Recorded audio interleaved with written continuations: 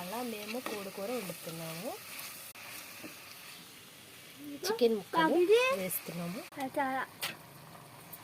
Masala add చేసాక అప్పుడు మొత్తం పేస్ట్ అయిపోయాక అంతా కలిపేసి అప్పుడు కొంచెం వాటర్ వేస్తే సరిపోతుంది.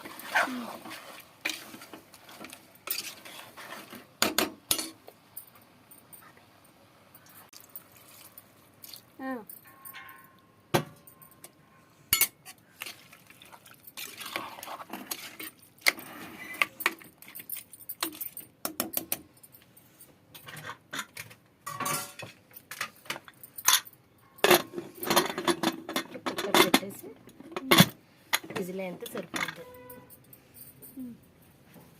మా మాధవ్ గారు చేసాడు ఈ వంట అంతా.